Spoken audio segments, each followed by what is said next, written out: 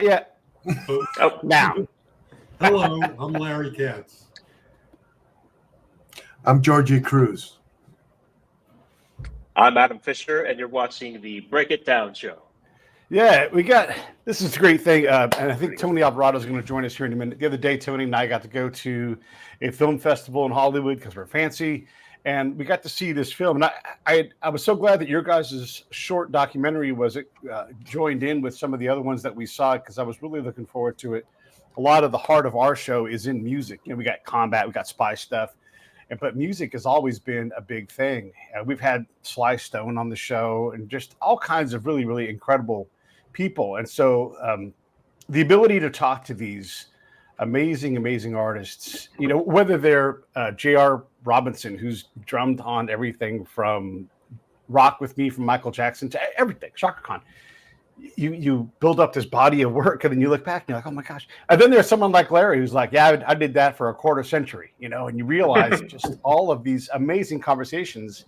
And so it was really just neat for me personally to see like what this looks like in the future, for a guy like me who's out there grabbing, and not just music, but grabbing these amazing conversations and saying, here's a body of work, and I hope you guys do something with it. And so Adam does do something with it along with Jorgy, and you guys decide to make this thing. So let's just, for a minute or two, let's talk about the film side of this. And then I want to bring Larry back in and talk about how he gets into all of the recording of these things. So let's talk about your guys' discovery of this treasure trove, and then the aha moments and how it worked from there. Sure. Yeah, I guess I'll start. Is internet's working fine for me? Am I freezing anywhere? Everything's good? You know what? I would just push through. It's a little freezy, but you're good. And if the worst comes to worst, I'll just slide you out. We'll put someone else in there to talk. Love it. Okay. So I believe I read an article about Larry from the Boston Globe in January of 2023. It was an older article. And then Northwestern University did a piece on him as well. And I had wanted to do a music documentary for years and years. I just had never really found the right story. And I just kept combing through these articles, and I thought, my God, this is really kind of has a lot of the elements I'm looking for. And it's kind of a different story because you're not following a musician, you're following a journalist who knows all these musicians. So set up a call with Larry, went over to his house, kind of just chatted about what we could do and how we would do it, and it kind of unfolded from there. But, it seemed like a fun opportunity to showcase these different artists, or tell the story of Larry Katz, his career from 1980 to 2005, tell the story of these musicians who were often at the peak of their powers or slightly on the decline, but still, this is the 80s, so this is when everything was at its biggest. It was a story, we wanted to add more to it. So it's also the story of journalism in the 80s and 90s. It's the story of the music industry in the 80s and 90s, the decline of both.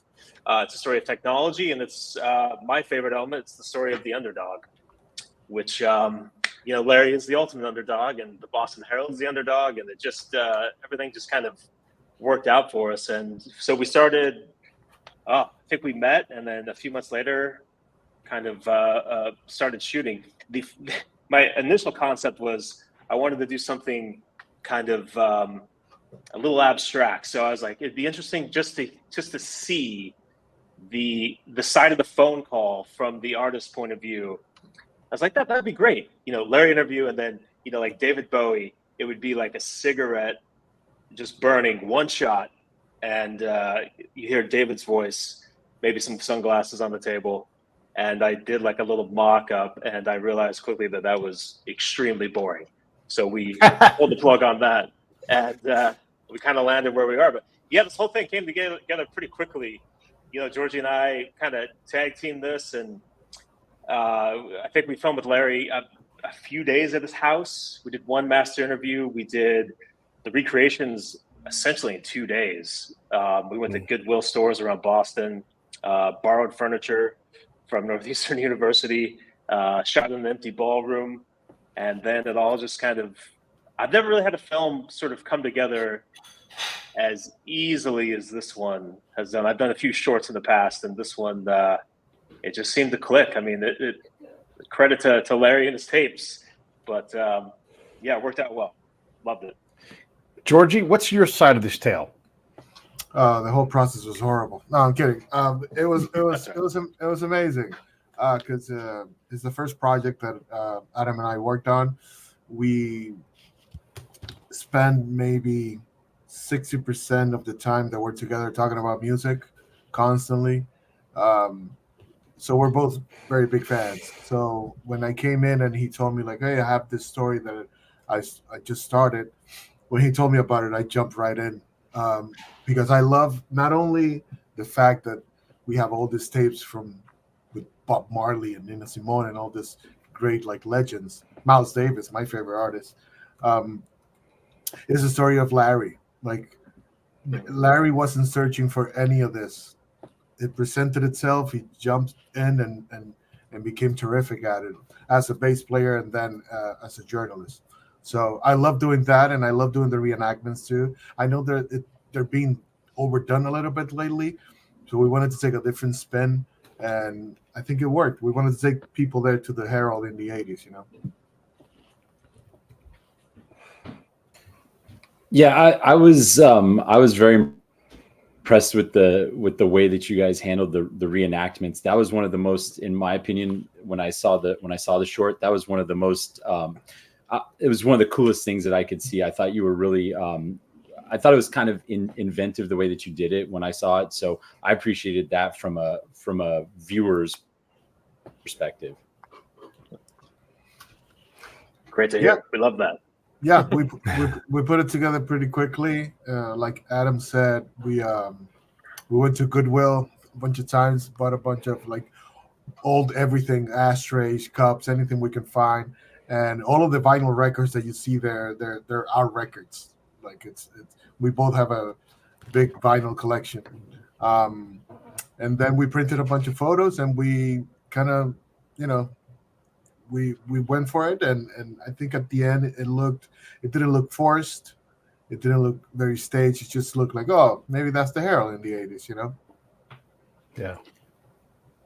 Yeah, and Larry, when we saw, and once again from a viewer's perspective, when we saw the way that you were depicted, when I saw the way that you were depicted in the interviews sessions, I thought that was really, really cool.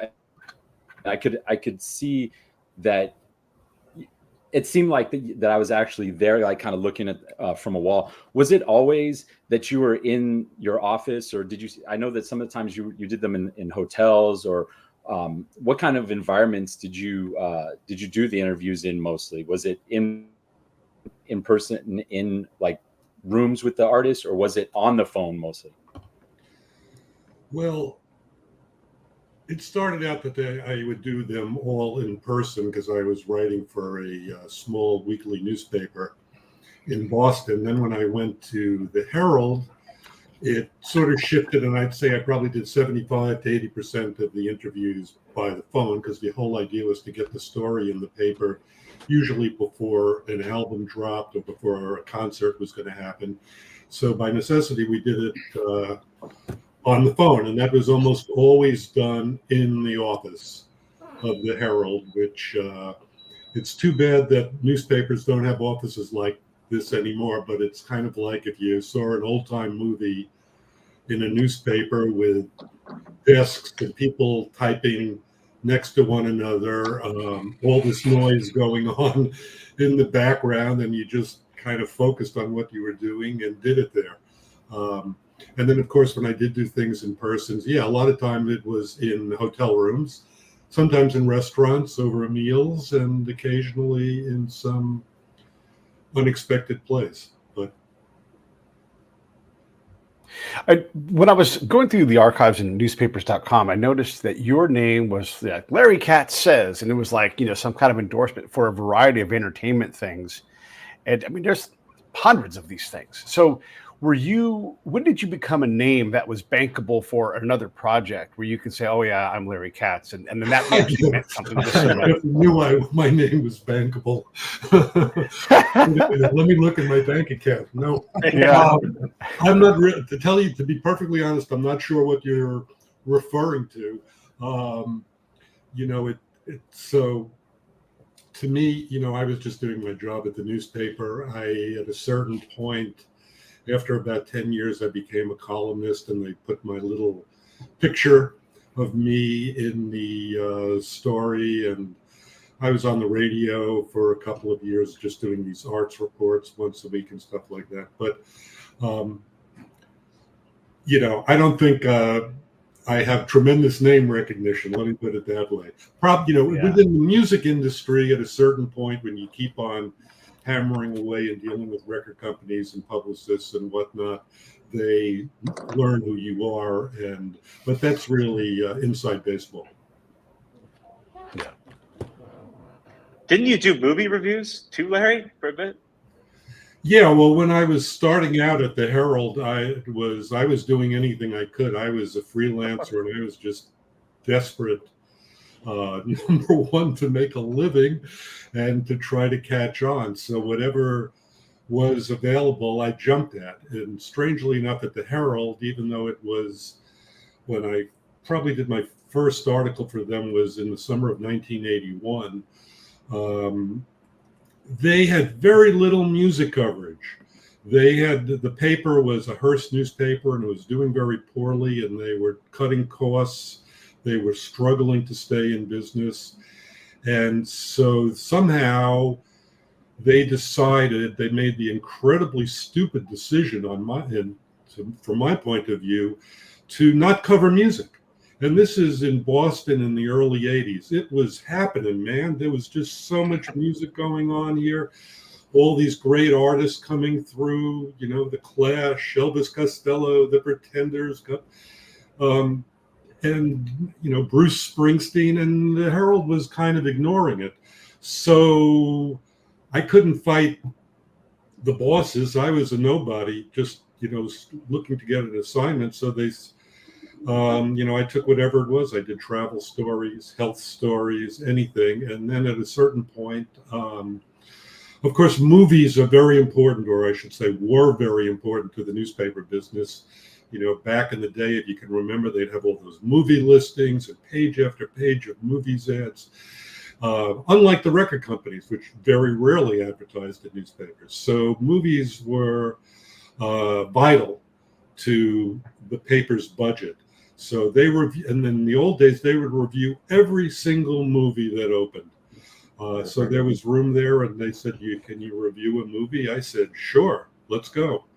And I did that for quite a while. I had a routine, in the movie industry, there are movies, if they think it's a bomb, they don't screen it for reviewers because they don't want the review coinciding with the opening day of the movie, which it was always on Fridays. So the bad movies I would go at around to a 12 o'clock showing on a Friday, and I'd see some slasher flick or some horror movie, and I'd watch it, and I'd go back to the paper, and I'd write my review in the afternoon. It would be in the Saturday paper. So I got to review a lot of really bad movies.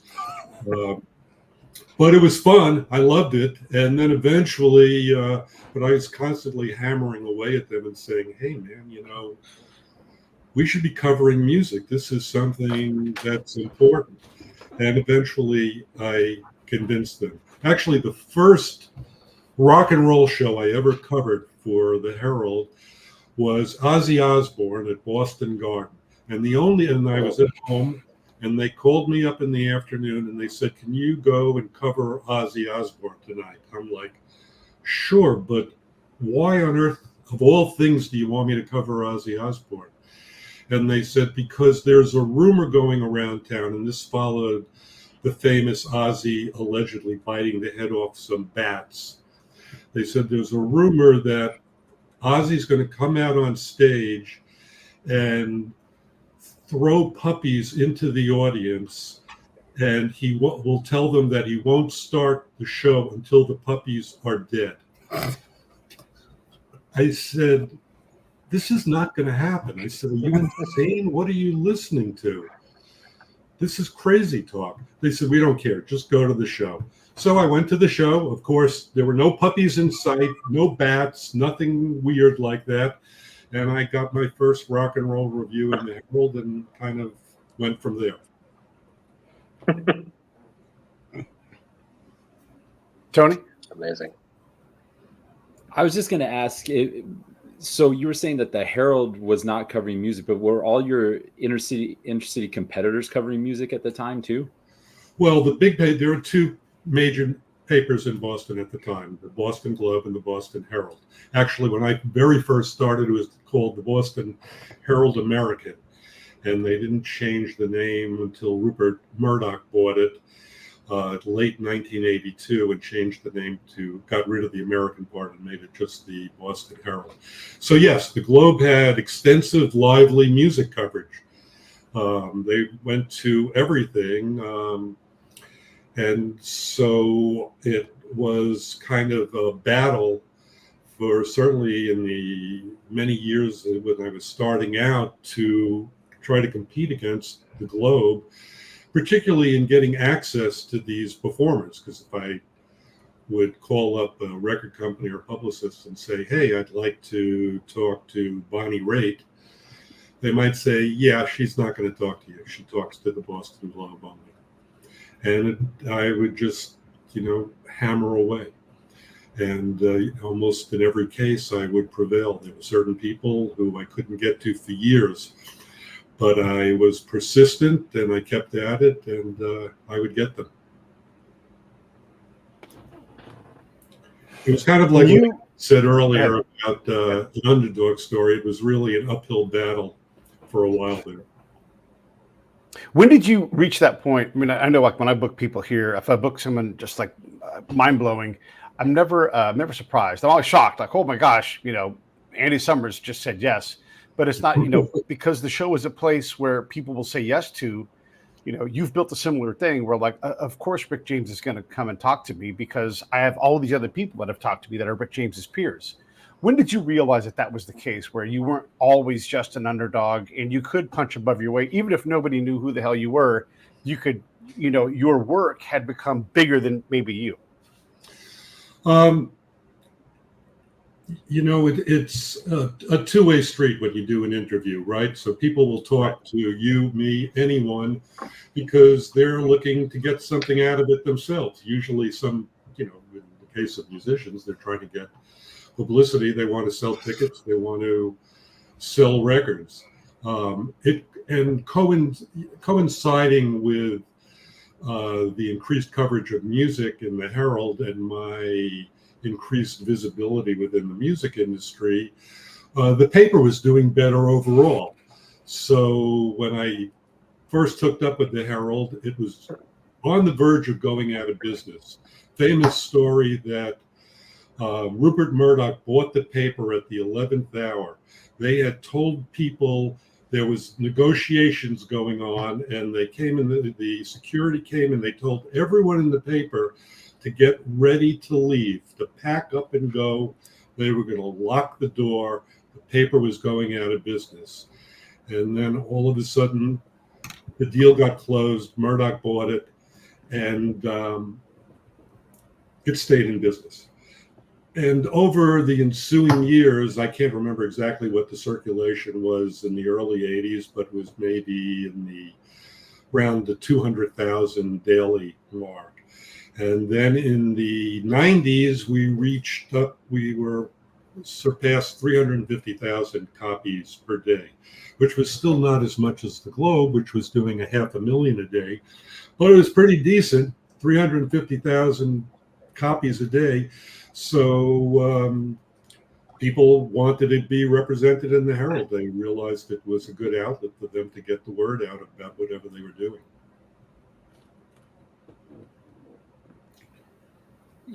Yeah, I find that when I was going through some of the blogs and I listened to a couple of the tapes, I started going back to like when I was 18, 19 years old, and how valuable your role is for a music fan. Because I'm just a fan. I'm not really I don't have much musical talent, but it's so important because you're like the conduit between me as a fan and the people that I want to be, that I want to hang out with. And I think that as I'm going through the tapes and listening to like Genesis from 1990, the early 1990s, which was a tour that I watched, I find that the work that you've done is so important, looking back between my relationship between music and how it affected my life.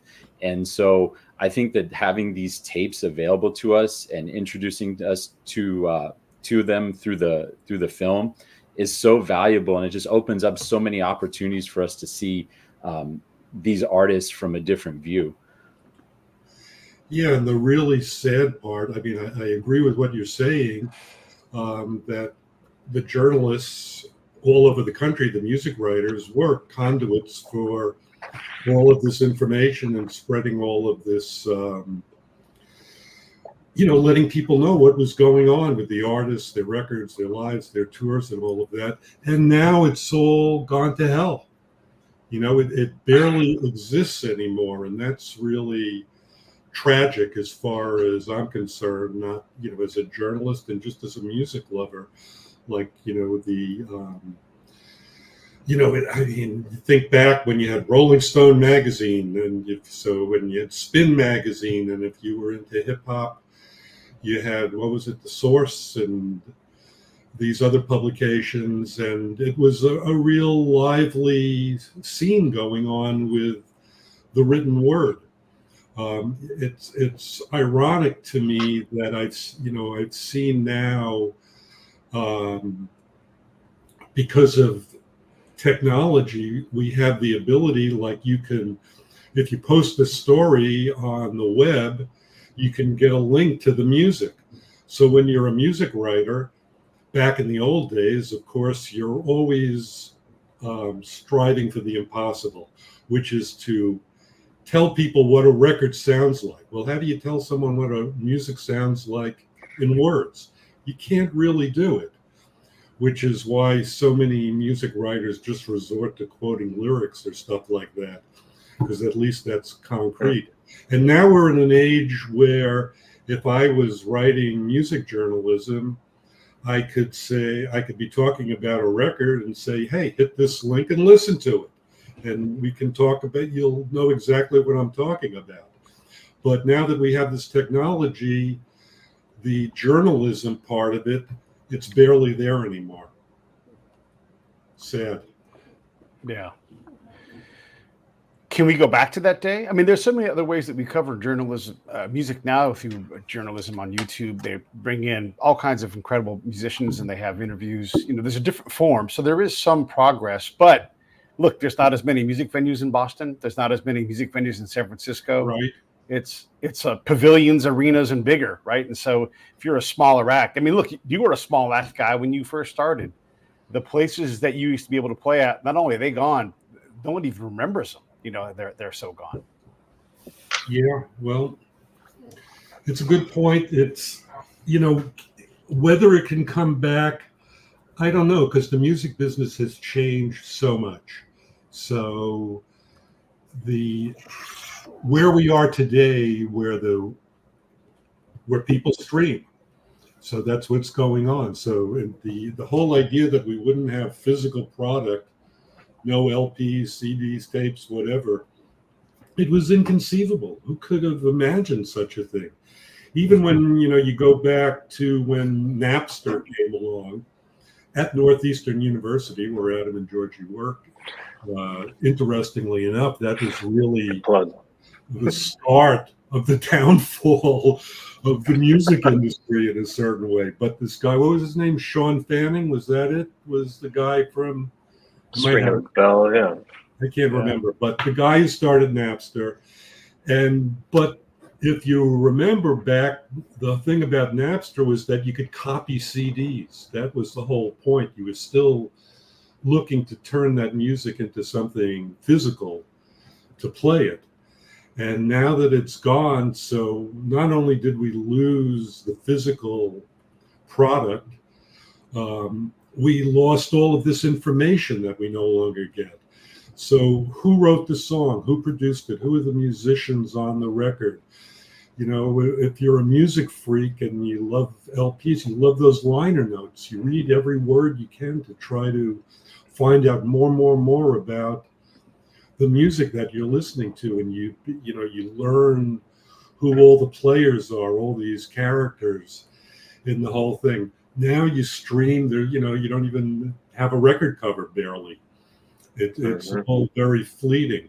So but I mean, you do have online publications like Pitchfork, and there's other ones that are out there that people look at, but it seems very sort of niche now, and that, and that's another effect of the internet, where, if we look back to the 60s when you had top 40 radio, everyone was listening to the same songs, and you might have hated half of them, but you loved half of them. But you were exposed to music that you might not normally be fond of. Now people are in their own little silos, so they're listening to what they like, and they don't know what's going on around the corner. So where do you find that mass audience anymore for music journalism? Beats me. Yeah. Let's go back to the movie a little bit and talk about your guys' partnership. So Larry, Adam and Jorgy come to you, and I'm assuming you weren't expecting a knock on the door from some fancy movie producers, right? And like, hey, we think we can turn you into this project. And I'm sure that you guys are thinking, like, this is going to be, a big thing. And now it is, right? I mean, you've got this project, and I'm sure it's still growing because it's amazing. What was that like to have someone reach out from the beyond and say, you matter? We're going to do something special about your professional career. Well, at first I have to admit I had not great expectations. They were from Northwestern, where I had donated my tapes. I knew they weren't student filmmakers, but I thought it was going to kind of be like an in-house something for the school. Plus, I said, hey, you realize there's no visuals here, man. You're making a movie. It's just audio tapes. It's just voices. How are you going to make a movie out of this? And Adam said, that's my problem. Don't worry about it. That's right. Put your some sunglasses and a cigarette. I got it. Yeah, we're covered. It is. So it was, Adam sent me a link to a previous movie that he had made on a quite different subject, the power grid in Puerto Rico failing and all of that, and it was a good movie.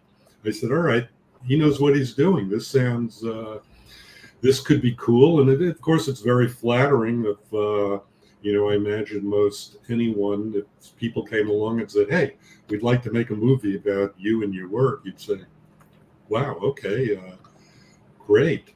But certainly it was not something I ever expected to see. So kind of a funny story. When we first showed Larry the rough cut, we went over to his house. George and I just had it on the laptop. We're kind of sitting off, and it was Larry, and I think Kelly was there, and your daughter maybe, and yeah, my wife. We just saw some smiles, and we were like, oh, okay, Larry liked it. And then at the end, there were a few tears, and I think the only note from Larry was, he's like, I love it. You guys misspelled Merle Haggard at the end, because the ending is all these credits with the 1,000 names that he talked to, and we had seen it 100 times, and we misspelled Merle Haggard. That was Larry's one note. It was kind of fun. Being a journalist, we're sticklers for accuracy. Sure. So you really, and I'm not just talking about misspelling Merle Haggard, which was just a very minor little thing, but when Adam and Jorgy came to show me the movie, I wouldn't say nervous, but there was a certain apprehension there that they would have screwed it up. and that they'd get things wrong. And I know very well from being a journalist, there's many times people write stories and someone who is involved with the story says, hey, you got that wrong, this is wrong, that's wrong. So when I sat down to watch the movie, I was kind of steeling myself to see what they messed up. And that I'd have to say, look, you got to change this. This is not accurate. And man, they nailed it. So I was very impressed and pleased. Tony? Yeah, from a selfish standpoint, at the end of the film, I was like, where's I want more, So I thought they did a great job of nailing it as well. I felt that it was kind of like, I think you said at the beginning, Adam, it's an underdog story, and you could totally feel that. And then at the end, I was kind of like, man, this is a really huge nostalgia piece too, because as someone who would read those pieces in different papers out here on the West Coast, it got me pining for that. So that was a really cool feeling. Yeah, that was something that I loved about what they did too, that it wasn't just a story about music interviews. It was also a story about journalism and what had happened, what I had lived through as a journalist, which was really, catching on and then not really understanding as it was happening that my profession was drying up, that newspapers were going out of business. I mean, we eventually got a pretty strong inkling of it when we got to around the 2000s, and everyone was scratching their heads and saying, what do we do, man? Everyone's going on the internet and our circulation is dropping day by day. But, at that point, people still thought that there was a way to sustain newspapers, that they'd figure it out, because we all grew up with newspapers. It just was a fixture in our lives. And the idea that these newspapers would disappear, it seemed incomprehensible. And yet that's what we've witnessed. And there's only, the few hardy survivors left that are trying to keep it going. And even they, whether it's the New York Times or the LA Times, half of it's the internet now. I get asked this question a lot, Larry, so I'll throw it at you in a different way. Like, what's your favorite interview? Like, there's no way to tell that, right? Because you've got too many of them. But when you got a call and you were really tickled by the yes, like, oh my gosh, I get to do this, or when you ended up in a moment like that, what are some of the moments that stand out for you where you're like, I can't believe I get to do this? I mean, you've interviewed Paul McCartney, Nina Simone. We get to do names forever, right? But it's those moments that still stand out to you now, like, decades plus after you stopped doing this for the Herald. What stands out still? Well, actually, I have been asked the what's your favorite interview question many times, and I do have an answer for it. There, 3 interviews stand out. They were ones that, of course, doing an interview in person is always more exciting than doing it on the phone, as you can well imagine. So it's thrilling talking to Paul McCartney. But if I would have been in person with Paul McCartney, that would have been a lot more exciting.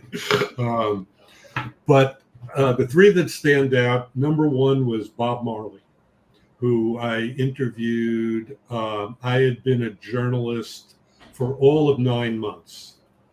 And I came into work. This was for the alternative newspaper I worked for at the beginning that was called The Real Paper. I came into work one day and I was already excited because Bob Marley was playing a concert in Boston. Nobody knew he was sick. Nobody knew that this was the second to last concert Bob Marley and the Wailers would ever perform. And I came into work. They said, would you like to interview Bob Marley? And I loved reggae. I worshiped Bob Marley. This was a dream come true. They said, he's staying at the hotel out by the airport. Be there at 5 o'clock. You're going to do an interview. And that was thrilling. That was just yet another indication to me, like, wow, this is a good gig, man. I got to keep this. The other ones that stand out, I mean, I interviewed Prince early on. I wouldn't include that as one of my favorites, although in years past, people were kind of wowed that I did talk to Prince. He came to Boston in 1981. I think it was his second time he ever played Boston, and I interviewed him in a hotel in downtown Boston. And the reason it wasn't one of my favorite interviews was that he was extremely shy, and he spoke so softly. He had that Michael Jackson whisper thing going on. I could barely hear what the guy had to say, and even though I taped it, the tape was horrible. It's in my archive there. People can access the Prince tape, but it's rough listening because you just can't make out what he's saying most of the time. And I've even had professionals, engineers, work on the tape to try to enhance it so you can hear him better. What you can hear, there is some interesting stuff there because this is 1981 and he was just starting out and he was still talking about his childhood and, coming up and all of that. But to move on, I interviewed James Brown in his office in Augusta, Georgia. And I'm a big fan of soul music and the funk, and James Brown is the king. And he had a concert coming up in Boston, and the paper was doing well, and they flew me down to Augusta, Georgia, and his, what's James Brown's office going to be like? Well, it was kind of like in a suburban office plaza with doctors and dentist's office, and then in the middle of it all is, it was like an office in the suburbs, James Brown Enterprises or something. And I went in there, and I had been told that you referred to him as Mr. Brown. There was no how you doing, James, or any of that. You were very respectful. I was Mr. Katz, he was Mr. Brown, but I was led into his office, and he sat there behind his desk, and his hair was all beautifully processed. He was wearing an outfit, he had a gorgeous suit on. He could have stepped out on stage and done a show. And it was a gas sitting there with James Mr. Brown for an hour talking. And number 3 was I interviewed Miles Davis. I love jazz as much as I love pop and rock and other kinds of music. And I had been listening to Miles Davis in my formative years. And of course, he's got a reputation for being a cantankerous. He can be very difficult at times. So I was a little bit nervous walking in there. He was living in Manhattan. He had an apartment overlooking Central Park South. It was in a big room, and he was great. He was really nice to me, and I just had a great time being there in his presence and listening to him tell me about his music, old and new. I think one of the things about the tapes that I also appreciate in listening to some of the interviews is how, these artists who we lionize and we want to be rock stars, but your work has shown that they're real people with real problems. Like I was listening to the Aerosmith from I think it was 1993. Because at the time I was really into Aerosmith, and I saw that 2 or 3 times, I believe. And the part where Steven Tyler says, yeah, the record company told us to go take a break because we were exhausted, and we'd never heard that before. Like things like that you pick up in your work. I think that's huge for people to listen to, because what we find is it's not the glamorous life that we all think it is and just like jet setting everywhere, but it's a job, right? And it's a real job, and it's real people, and they have some of the same issues that we do. And so that comes through in your work, and I appreciated that. Well, thanks. Yeah, I think it is a job, and them getting on the phone or having me come up to their hotel room or having a meal with me or whatever it is. It's work for them. It's not, we're talking now, this is fun. We're having a good time. But if I was a music star and I had a concert tonight, well, this would be a pretty busy day. And if we were doing it, it would be work. I'm doing it for a very specific reason. But to get to your point too about musicians having everyday problems and concerns. One of the things, as I said before, of course, it's much better to talk to people in person than on the phone. The phone, I realized after some time, has a strange advantage to being in person because it renders you, there's this anonymity.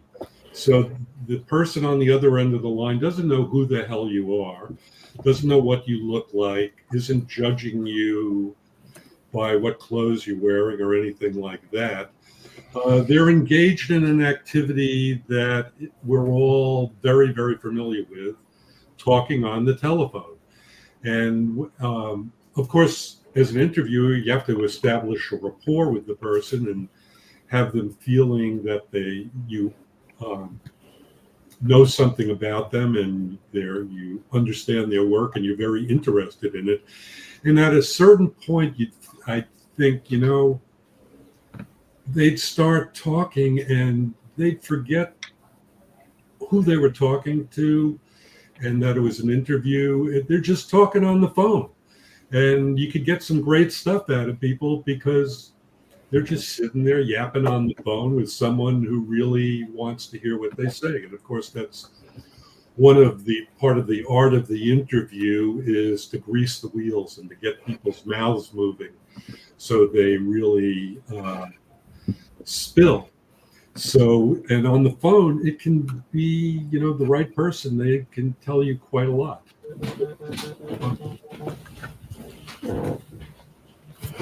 Yeah, that's one of the coolest things I've noticed. I'm looking forward to diving further into the archive because, like I said, after I saw the film, I wanted more. Like I wanted more now, and so being able to the generous gift that you made to the university, it's giving us as fans the opportunity to go and dive deeper into your work and into the bands and even learn new things about people that we didn't know before, which is very cool for me as a fan. Great. Well, what is next for the film, fellas? You guys are obviously, you're going to look for budget money, distribution, all these things, all the business side of things. But Adam and Jorgy, where do you guys see this thing going next? How was the film festival for you guys? Are you going to continue to submit it and get more laurels? What's the future? Yeah, I guess I'll speak to the festival route right now. We are actually on Monday. Larry is going up to the Maine International Film Festival. We're playing there. 2 shows there. We're in Boston this weekend. I believe we're in Melbourne, Australia next weekend.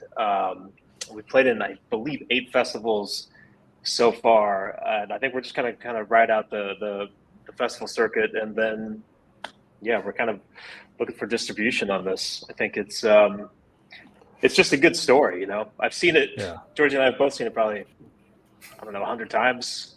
We're always looking for more typos, and just every time we're like, it's just a good story. Do you see yourself expanding it out to 90 minutes? Clearly, you have the material. What's the final length of this thing going to be, or are we at that length right now? I think it works. It's currently 25 minutes, and I think. Look, Jorgy and I kind of talked about the idea of a feature length with this, but it feels like it's the right length. And short films are hard to do too, because you have, in the longer film, maybe the 2-hour film, 3-hour film, whatever, you can take your time and sort of weave in and out. Short film, you got to get in, you got to get out, and there can be zero fat on the bone. And that's I think one of the best things about this film is it's very lean, and that's one of the biggest compliments we've gotten from lots of people who've seen it. Said this felt like 10 minutes, and it's 25. So I think this is the right length right now. If we got distribution and one of the bigger boys came along and said, "Hey, let's open this up. Let's make it 90." I think we could.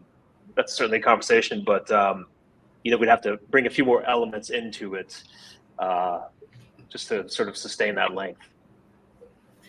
Yeah, I would say, part of my trepidation when I watched it the first time, I knew it was 25 minutes long, but I was thinking, God, is this going to be boring?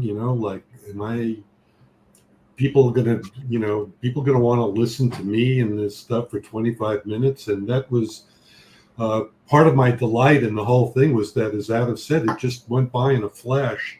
And I think that's one of the great virtues of what Jorgy and Adam accomplished, is that it's very entertaining. I don't think there's any spots in it where you're watching it and you go, all right, enough of this, move it along. I'm getting bored here. It just, it really flows nicely. Yeah, for the artists, we tried to, not make everything so kind of cliche or having the artist say the same thing. Like there's add some humor. There's a great bit where, because, the film is about other things, obviously, but we talk about the technology. How did Larry capture these interviews? And there's sort of this moment that I don't think a lot of filmmakers would have latched onto, with Lou Reed saying, "I can't hear you. Your phone is awful." And he's insulting Larry and his technology, and he's insulting all of Radio Shack. And that's all we used from the entire Lou Reed interview, was this 20 seconds of Lou Reed giving Larry just the business for having a terrible, terrible phone. We chose bits from Whitney Houston, sort of came on the back end of Lou Reed there just to cement the technology part of it. She was on a bus and they just lost contact. And so it's these, I think we chose wisely in the bits from the archives, which was a whole other process, trying to figure out who we wanted. I think there's 15 musicians total in the film. It was really, we had a big whiteboard going, like, okay, who do we know we want in?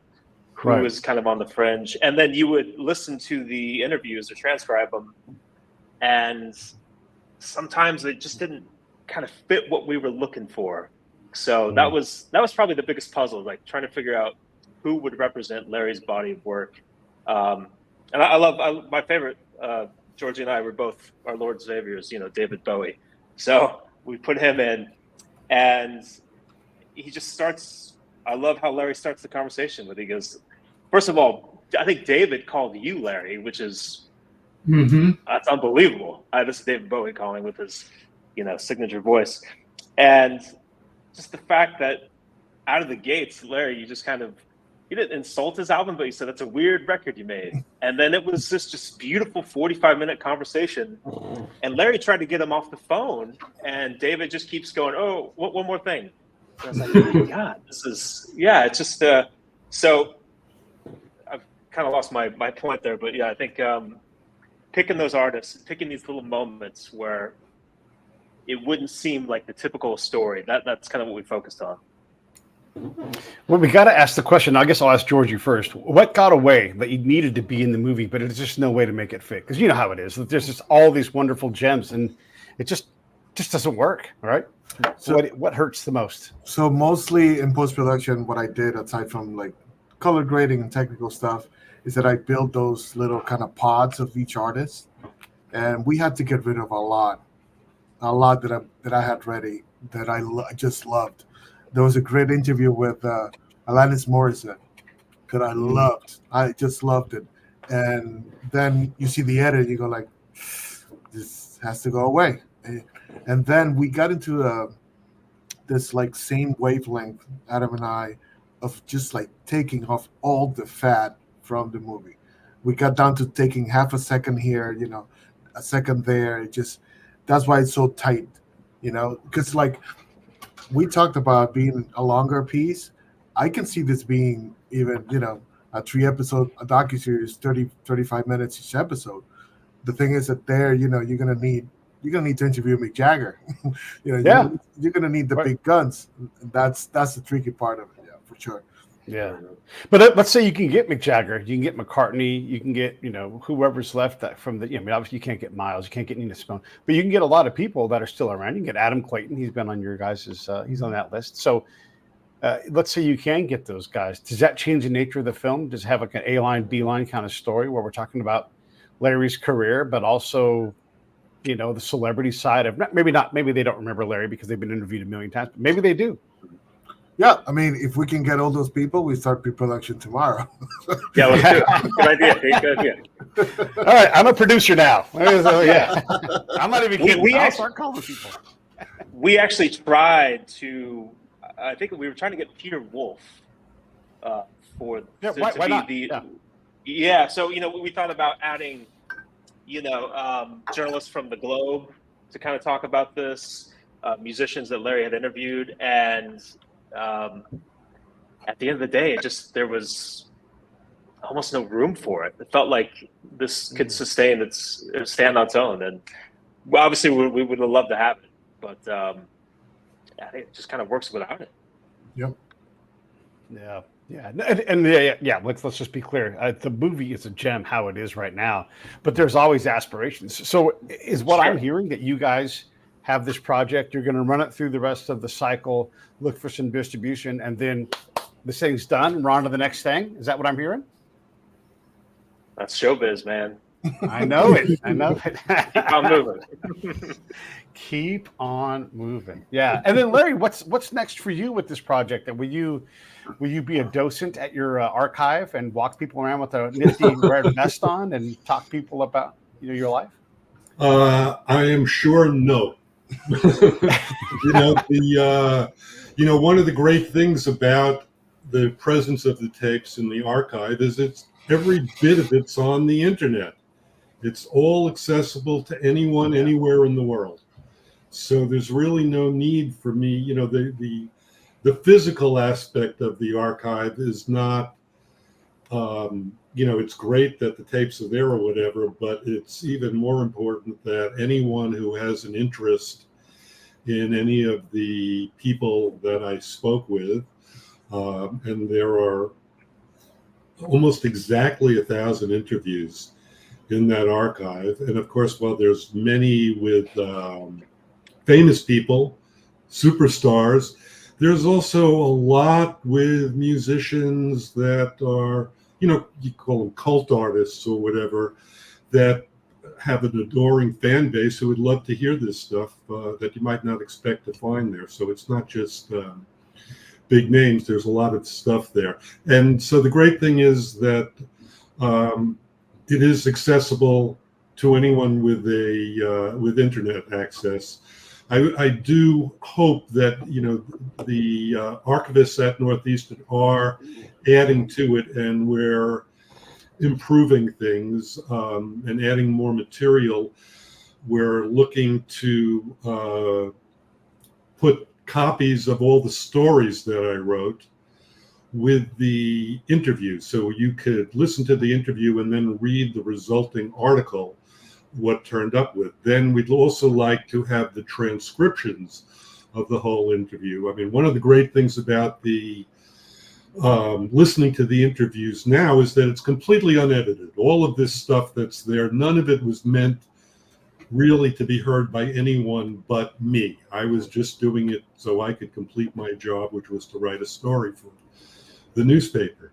So there's a lot of stuff there that no one's heard. You're kind of, it's a real fly on the wall experience. You're listening in to hear that. So to have the written transcriptions of these conversations there, that will help researchers look for things. You can put in keywords and all of that kind of stuff. Or if you just get tired of listening to it, you can read it or whatever. So that's all in the works, things for years to come. And I would also add there's about 300 or so interviews I did where the tapes are not there. And some of them are very cool. There's some great interviews I did where, unfortunately, the tapes have gone missing. God knows, because I wasn't keeping as good at tabs on them as I probably should have. But Well, the tapes are gone and you won't be able to listen to them. I have the transcriptions of most of them. So if you can, I'd like, eventually I'd like those to be added to it. So it will just increase the amount of material there, and there'll be a few hundred other artists added to it. So that's what's going on with it. Yeah. Yeah. Larry's going to need his own wing in the archives. Holy smokes. But I agree. I think I went searching for the stories, and I think that'd be a valuable add to the archives as well. Yeah, me too.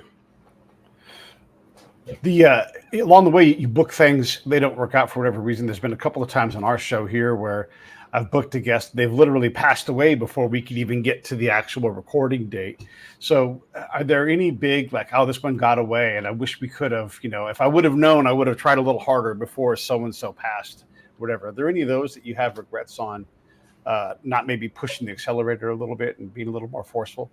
Well, I wouldn't really put it that way, because I had a heavy foot on the accelerator. All right. Good. So the interviews that I regret are just, people that I would have loved to talk to that for whatever reason I never got the opportunity to. Yeah. So I never interviewed Bob Dylan. He doesn't do very many interviews. I never interviewed Neil Young, another person who doesn't do very many interviews. I never interviewed Springsteen. Interviewed members of his band, talked to Little Steven at least once, maybe twice. Niels Lofgren, Sure. Clarence Clemens, who's no longer with us. I had a lovely interview with him, a great guy. But, never talked to the boss himself. Would have loved to have done that. And I could, I could probably put together a fairly long list of people that I didn't get to, but it wasn't like I wasn't a bird watcher, like with a life list. I want to see every bird Sure. in the world or anything like that. I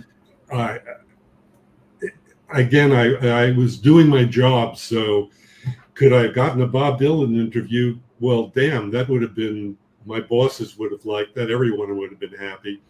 But it just didn't happen. But that's, the nature of life, right? You can't get them all. And did you review every single tape after you did the interview to write your article, or did you kind of have it set in your mind? Because, at some point you probably, at least I would imagine, you just developed the ability to go, I know what this is about, I know what to write.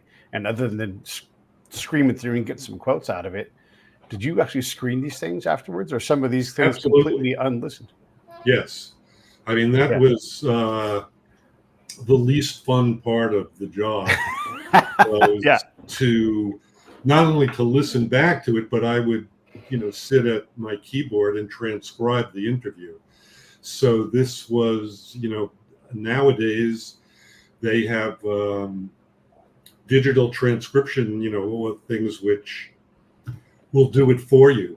That was never part of my world, and I didn't have a secretary or something where I could hand them the tape and say, hey, transcribe this tape for me.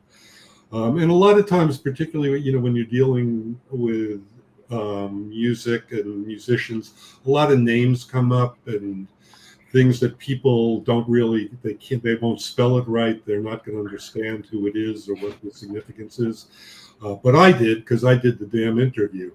So I painstakingly transcribed every interview myself, and luckily I did keep those transcriptions. And as I said before, I'm hoping that we'll get them on the website sometime in the future.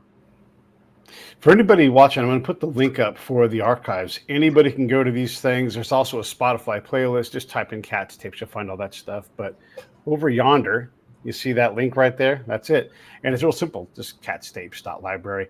You'll find it. It's at Northwestern. Just type in Katz Tapes. You guys know how to search stuff, and you'll be off on your way. You can listen. You can read. There's all kinds of things you guys can do. Fellas, I'll give you each a crack at a last word. Tony, I'm going to have you go first. Any thoughts before we wrap this thing up? I just wanted to say thanks to Adam and Jorgy for putting this film together, because it really got me fired up. And I wanted to thank Larry for taking the time to do his job. I mean, but this is so valuable for any music fan, to get a little bit of inside baseball on music and what goes into work, or into the work of music. So from a fan standpoint, I appreciate all of your work and thank you very much. This is a great project that you've done. Jorgy. Larry, let's get more tapes. Let's do part 2. Yeah, that's right. Well, this was a great experience, not only working with Adam, but just getting to know Larry, and getting to know his story and everything. The fact that he spoke to Miles Davis still just blows my mind. And it's my favorite interview. It's a great interview how Larry navigates it. So thank you, Larry, again. Adam. Oh, hey, my lights just went off. Yeah, I just want to say thank you for the love and support and for reaching out and for having us, and Larry, for giving us just your time and kind of trusting us to tell the story. And if Pete, if you have Mick Jagger's number, just go ahead and flick that to us. We'll start making some calls. I'm actually one relationship away. I actually could ask. I don't know if I've been told yes, but Let's do it. It's not as hard as we all think. All right, and then Larry. I would just add that if you are a music fan in the broadest sense of the word, you're going to find something there that will be of interest to you. That while there's, rock, pop, soul, reggae, jazz, but there's some really great country music stuff in there, and there's even classical music stuff in there that you would find. So, and a lot of world music, salsa. I love all kinds of music, and I think it's all represented there. So I would venture to say that if you like music, I can virtually guarantee you will find something in that archive, an interview with someone that you're going to be happy to find.